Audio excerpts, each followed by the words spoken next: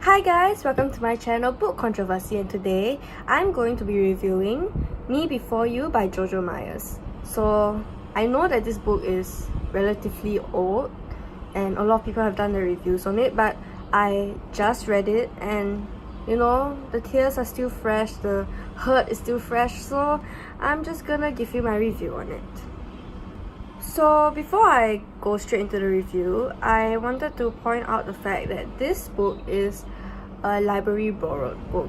So I am sort of trying to go from less environmentally educated to more environmentally educated, if that makes sense. So I've been trying to cut down on actions that might cause harm to the environment, and I know that books are a huge part of my life and I really love to have my own books, but I thought that once in a while it's okay to borrow the books, because to create books you have to cut down a lot of trees and that's just bad in other words. So borrow from your local library, guys, support them.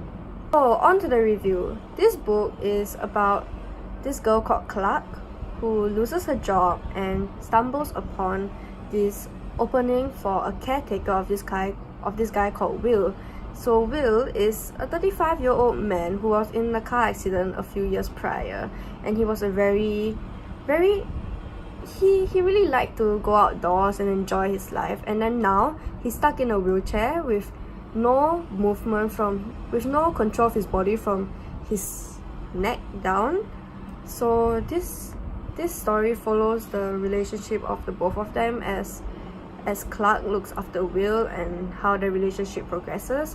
So if you're really into hate to love relationships, this is really your thing, and it was mine as well. So I really loved it. I really loved the dynamic between them, and I loved the whole progression of their relationship, because it wasn't like instantaneous how they came to love each other. It was really a very gradual process that I really enjoyed. It was like kind of slow burn, but not too slow that you lose interest in it.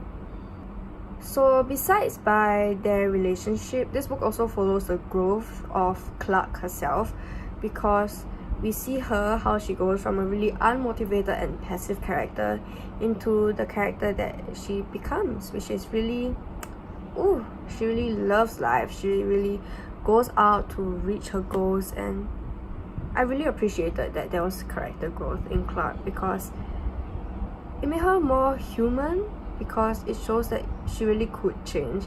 And even though it was because of Will that she changed, I feel like as you follow her, you come to really enjoy how she has morphed into a much better person per se. So before I read this book, I was rather concerned about reading it in the first place because it has garnered a lot of discussions about ableism and how it portrays disabled people in a bad light. So I thought that to go straight into the review without directly addressing that would be ignorant, so I'm going to address that right now. So yes, while I feel that Jojo Myers has included disabled people who are happy and content with their lives, I feel like the way she portrays Will in this novel just really didn't sit right with me. I hated how she made it out to seem like Will didn't enjoy his life before Clark came in. Like, it shines light on disabled people in a really bad way. Like, it makes them out to seem like they can't enjoy life on their own, and that they will always have to be dependent on other people for their happiness. And I really feel that's not the case. Like, a lot of people can be happy, and while they do have to depend on people for their daily needs, I don't think they need to depend on people to be happy, which I feel is what is portrayed in this book. And while some people might say that this is just Will's side of the story and not a representation of everybody, this book is an international bestseller, and a lot of people would read this book. A lot of disabled people would read this book, and I've read some of their thoughts on this book, and if they are offended by it, then it's wrong. It's a wrong representation. It really is a really bad representation, because you don't need to depend on other people to be happy. And yeah, just that part really didn't sit right with me.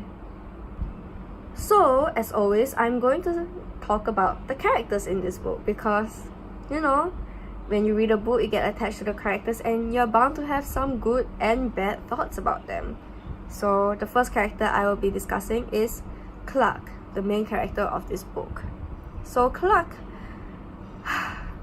when she lost her job, when she had to go on a job hunt, I really hated how she was so passive about everything and how she was so whiny. Like, she's 27?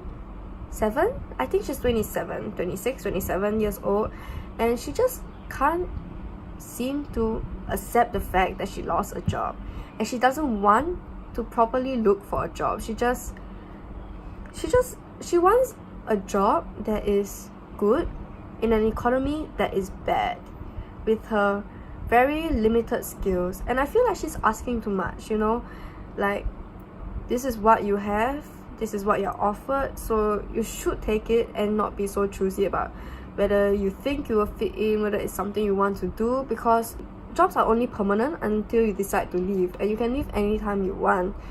But your family is in a dire situation where they need money, and you really should put them above yourself, you know. That was what I was thinking the whole time I read about Clark. And I just really hated how she was on her high horse, like, oh, this is not suited for me, nah, the pay is too low, I don't want to get my hands dirty. Like, come on girl, get your shit together, come on.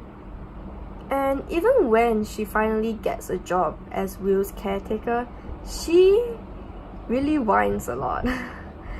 There's no other way to say it except that she's whiny, and she wants to quit like one day in just because her boss, Will, is a mean asshole. But like, suck it up, girl. Your parents need the money. It's $9 an hour. That's a lot of money, and you're working a long time. That's a lot of money. Suck it up. Like, she's just really self-centered at the beginning of the book. She doesn't want to go out of her comfort zone, even though the situation that she's in requires her to. And that, I really didn't like her at the start. I just really didn't. To me, she felt like a character that gave up very easily in the face of obstacles. But when she finally realizes what is going to happen, and I can't say much here in this non-spoiler section, when she finally realizes what is going to happen, it's like a fire in her is ignited, and I guess she redeems herself, and that's where her character growth starts. So that's actually where I began to like her, because she really starts to chase after what she wants, and even though she encounters failure after failure after failure, she doesn't back down. She just keeps on pushing, she just takes it in her stride, and that is one thing I really came to appreciate about Clark, how she did that later in the book. The last thing I want to say about Clark is how she left Will at the most crucial moment, and I really wanted to chuck this book across the ocean, because girl, you don't do that. Just stay with him. I know you're angry, I know you're sad, and frankly speaking, I would have done the same, but me reading it and being so invested in your relationship, I want you to stay with him. Just don't leave him. Like, can you imagine? The whole time I was just imagining Will being so sad and alone and lonely, and my heart. Let me drink some water first. So, the next character I'll be talking about is Will. I would just like to say that this is my 5th time recording this section for Will, because I just can't seem to get my words right. So I'm gonna try my hardest this time. So Will is our disabled guy who Jojo Myers portrays in the light that he cannot be happy without Clark. And yes, I am still salty about that, but at first he was a really cold, snobby, heartless, arrogant, bitter man, and I really didn't like him at first, but he slowly grew to become my most favorite character. And I really loved how witty he was, how quick to playfully argue with Clark he was, and I don't know, like, Will just radiated such good vibes when he finally opened up to Clark. And I really loved how he did everything for Clark. Like, he loves Clark to the extent that every little action, no matter how small, like you can really tell that it was for Clark's own benefit and Clark's own good. And he's just so charming and amazing, and I really loved his dynamic with Clark. And then he had to go and break my heart, but that's okay, I still love him. Okay, the last character I want to talk about is Katrina, or as Clark calls her, Trina. So Trina is Clark's sister, and she is very self-centered. She thinks the world revolves around her and her son Thomas, and she thinks that just because she has Thomas, she can use Thomas as an excuse for everything. And I understand that it's hard for her, but a part of me also feels that she got herself into this mess and she shouldn't make her family suffer for it, you know. She shouldn't make her parents sleep in the living room where it's uncomfortable. She shouldn't make her sister take the smallest room just because she feels like she deserves the bigger room. I just feel like because she has Thomas, she thinks it is her right to take everybody's happiness away from them. And her family has been putting up with her for so long, and I feel like it's ridiculous how much more she expects from them. And halfway through the novel, she decides to go to university or college again, I can't remember which one, and therefore she insists that Clark stays in a job that makes her unhappy. And while I think that Clark should stay in a job even though it makes her unhappy, I feel like it's so self-centered for her to think that, oh, I'm going out to do my own stuff, so you have to support the family in my place because I want to put my brain into work again. So it just really didn't sit right with me. I absolutely hated how self-centered she was and how she picked a fight with Clark the moment Clark wanted the bigger room. Like, Clark has been living in a smaller room for years because of you and your rash decisions to get impregnated, you know. Like, don't make people suffer just because of mistakes that you made. Or at least if you want to make them suffer, don't make them suffer for so long. Don't make such a big fuss out of things. Learn to accept things and not think that just because you're the younger child you can get everything. And I guess you can say that she redeems herself in the end by driving Clark to the airport, but I feel like that one action cannot justify the amount of pain and uncomfortableness that she puts Clark through. It just doesn't make sense. She's like, Trina is Clark's sister, but still she treats Clark in a way that doesn't seem at all like she loves her, you know. She just really rubbed me the wrong way. And maybe it's because I grew up in a family where my siblings really loved me, but I just really hated how their relationship was. So the characters aside, what I really want to say about this book is that it did not have the right to make me cry at all. It had no right to make me cry as much as it did.